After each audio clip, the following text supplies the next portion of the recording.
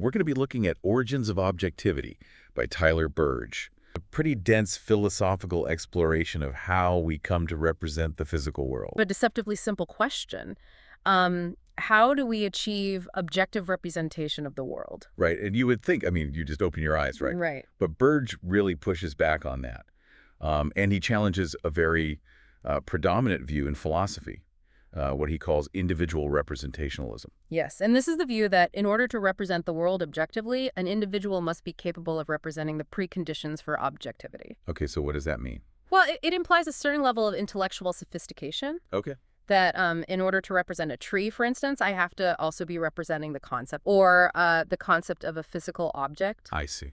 So there's a kind of a hyper-intellectualization of perception. Right. So almost like a baby needs to be a mini philosopher before they can even see a ball. Yeah, and so thinkers like Bertrand Russell, who tried to construct physical objects from sense data, Right. fall into this category. Okay. As well as P.F. Strawson, Right. who focused on the criteria for identifying particulars. So Burge is really pushing back on this whole sort of like building up to objectivity from these very basic building blocks like sense data or criteria for identifying particulars. He's saying there's something else going on. Yeah, he's saying there's a more primitive objectivity that's found in perception itself. Okay. So in perception itself. And he points to perceptual constancies as evidence for this. Okay. So these are our abilities to perceive things like size, shape, and color as constant, even as the sensory input changes. Right. So for example, color constancy, right? Yeah. Like a lemon. Right. Looks yellow, whether it's under the bright sun or a dim lamp, even though the light reflecting off the surface is, drastically different. Yeah. So somehow our visual system separates the lemon's surface reflectance, its actual color, from the way it's illuminated. And so there's this objectification that's happening automatically without us needing to reason about it. So rather than building up this, understanding of the world through these really complex intellectual processes, Right. our perceptual systems are already doing a lot of the hard work. And to really understand how this works, we need to consider the role of biological functions. Okay, so let's unpack that a little bit. What does he mean by biological functions? Right. So Burge emphasizes that the way we perceive the world is deeply shaped by what was essential for survival for our ancestors. Okay.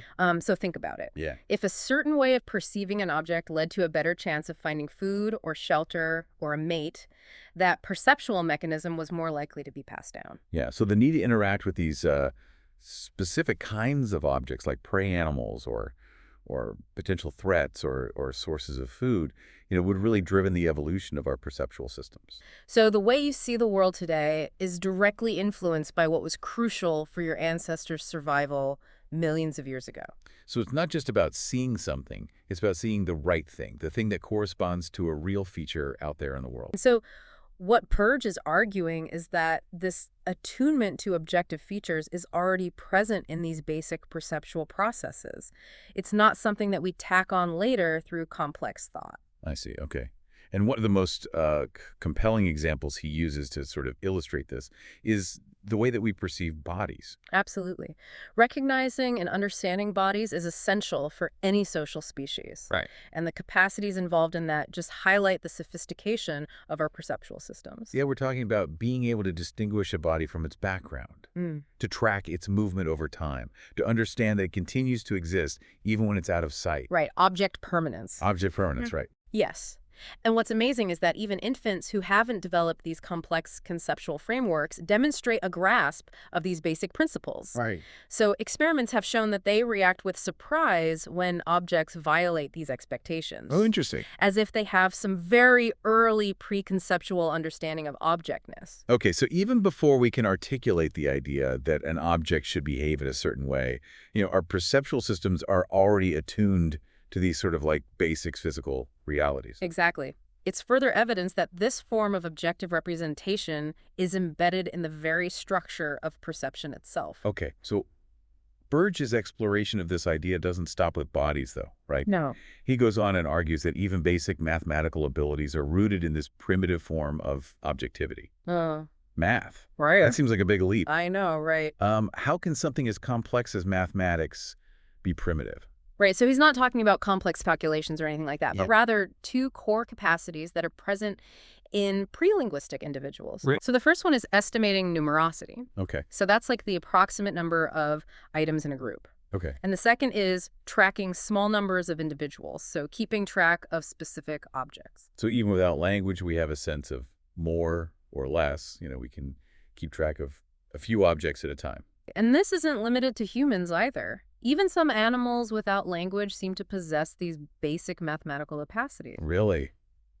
That's remarkable. Yeah, it really challenges the notion that you need this complex mathematical reasoning to have objective representation. Right. And this brings us to maybe one of the most thought-provoking implications of Burge's thesis: the impact on our understanding of knowledge itself. Right, because traditionally perception has been seen as just providing this raw subjective data. Right. Right, and it's only through these higher level thought processes that we get to knowledge, right? Yeah, it has to be interpreted by the mind Right. to become knowledge.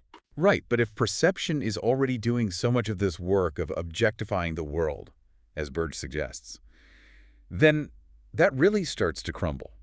It implies that the gap between our sensory experiences and our knowledge of the world might be much smaller than we previously thought. Yeah. So are we saying that our senses are already giving us knowledge in a way? That's a really profound question that goes to the heart of Burge's project. He's really challenging us to reconsider the foundations of how we think about knowledge and its relationship to perception. Yeah, this is really just the beginning of our exploration of Burge's argument. Exactly. So last time, we started unpacking Tyler Burge's challenge to the dominant view of objective representation. Yeah. Individual representationalism. Right. The idea that we need all of this complex intellectual machinery to even begin perceiving the world objectively. Right. And he argues that this really doesn't fully appreciate just how much work our perceptual systems are already doing Right. to present us with a stable and objective picture of reality. Yeah, and his critique of individual representationalism is quite meticulous. He examines various influential thinkers who fall under this umbrella Okay. and meticulously dissects their arguments and highlights their shortcomings. Okay, so let's dive into some of the specifics here. Mm-hmm. We touched on Bertrand Russell briefly last time, but another key figure in this debate is P.F. Strawson. Yeah. What's the essence of his view? So Strawson represents what Burge calls neo-Kantian individual representationalism. Okay. And he argued that in order to represent the world objectively, we need a framework of basic particulars that can be identified and re-identified over time. Okay, so it's not just about seeing a red blob, but recognizing it as the same apple, or the angle or the distance, Right. it's still that same apple. Right. So Strawson believes that this capacity for particular identification is a precondition for objective thought about the physical world. Okay. And he placed a lot of emphasis on the role of spatial and temporal frameworks. Oh. So being able to locate objects in space and time. Okay, so to have a coherent understanding of the world, we need to be able to distinguish these objects, track them over time. Right. That makes intuitive sense. But where does Burge disagree with this approach? Right. So Burge argues that Strawson conflates the conditions for objective thought with the conditions for objective perception. I see. So while a conceptual framework for identifying particulars might be necessary for, sophisticated thought about the world, it's not essential for basic perceptual representation. So a dog might not be able to, ponder the abstract concept of appleness like a philosopher can. Right. But it can still see and recognize an apple as a distinct object. Exactly. And remember those experiments with infants. Right. They react with surprise when objects disappear or reappear in unexpected ways, Right. suggesting that they have some grasp of object permanence long before they can articulate it conceptually. And this makes sense from an evolutionary perspective. Yeah. Right? Survival often depends on being able to perceive and track objects. Right. Particularly those that are relevant to an organism's needs. Yeah.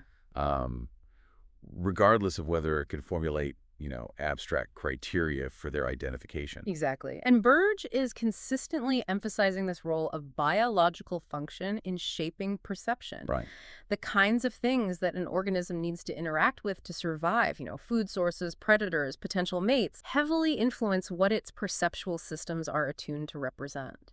This biological perspective is really key to understanding, I think, why Burge sees this individual representationalism as overly intellectualized, right? Right. It's almost as if these philosophers are imposing, human-centric abstract reasoning onto a process that's much more fundamental. Right. and, in a way, embodies. Exactly.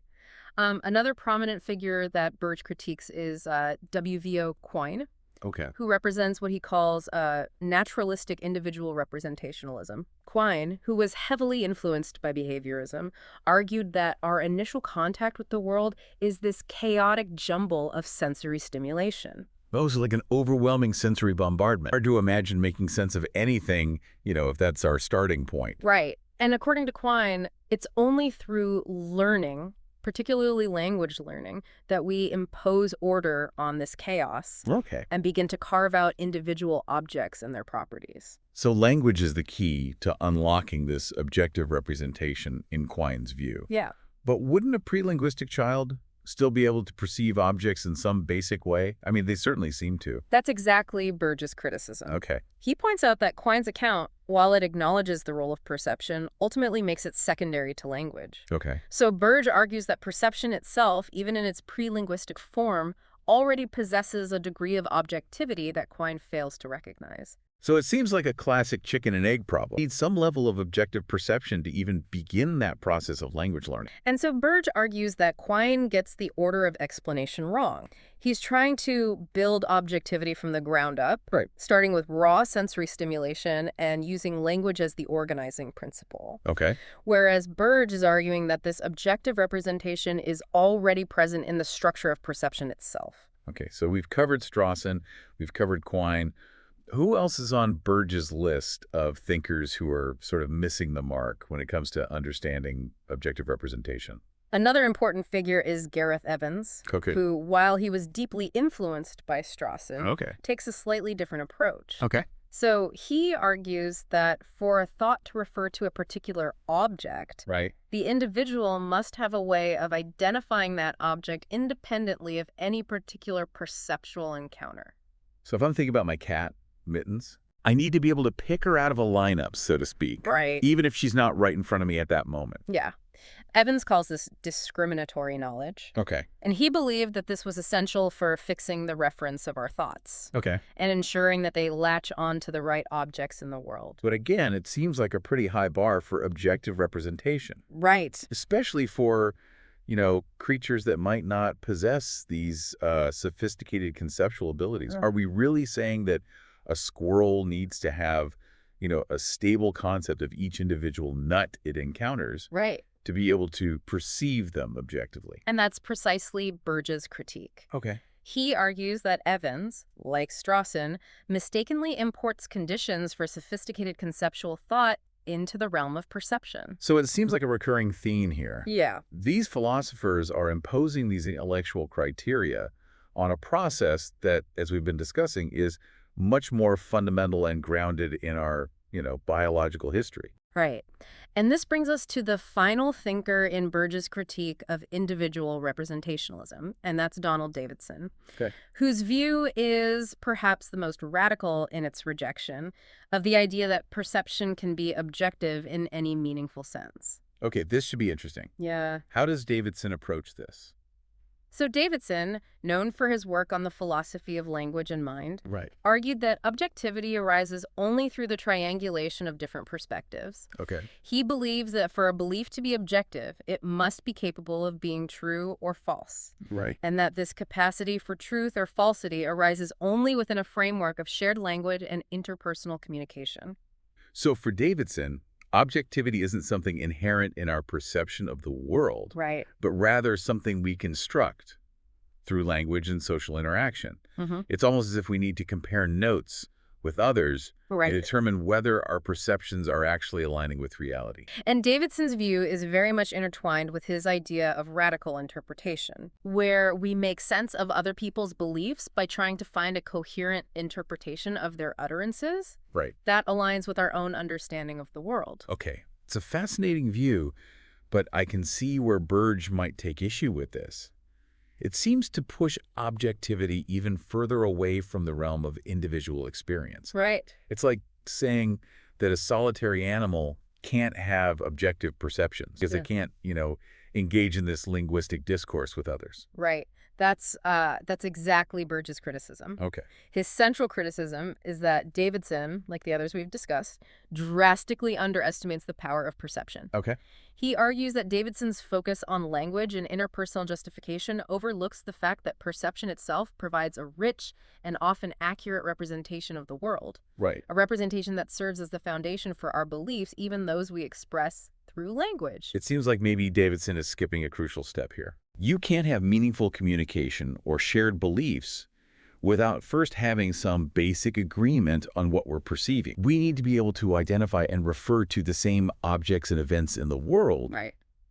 before we can even begin to discuss whether our beliefs about those things are true or false. And that agreement, Burge would argue, stems from the fact that our perceptual systems, shaped by evolution and attuned to the same basic features of the environment, are already providing us with a remarkably objective picture of the world. So to sum up Burge's critique of individual representationalism, Right. he's essentially arguing that these traditional accounts, with their emphasis on intellectual sophistication and conceptual frameworks, Right. they fail to account for the robust objectivity we find in even the most basic forms of perception. Okay, and this leads us to, I think, the next critical question here. Right.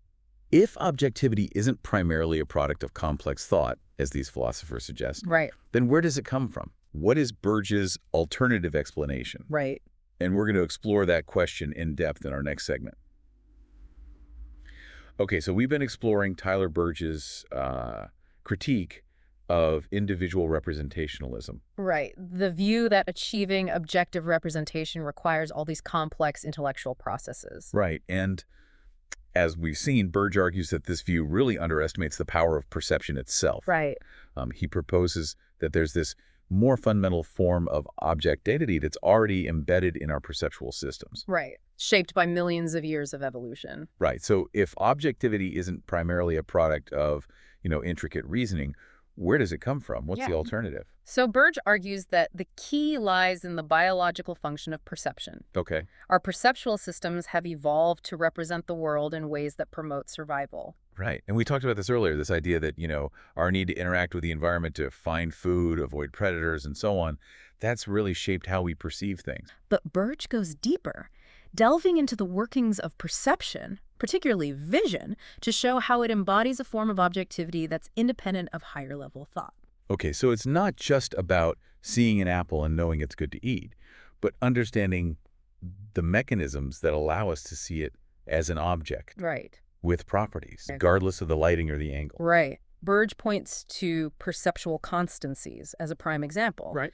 We discussed color constancy, but there's also shape constancy, size constancy. Right. And these constancies really demonstrate that our brains are constantly making these adjustments to present us with this, stable and consistent world. Right. Even as the sensory input is changing. It's like our perceptual systems are doing this kind of unconscious physics. Well, filtering out the noise and highlighting these invariant features of objects. And Burge argues that these constancies aren't just clever tricks. They reflect a deep connection between our perceptual systems and the structure of the physical world. Okay. A connection forged through millions of years of evolution where survival depended on accurately perceiving and interacting with the environment. It's really fascinating to think that the way we see the world is literally shaped by these physical laws and regularities that govern it. Right. It's like our brains have evolved to mirror, in some sense, the structure of reality. That's a core idea in Burge's account.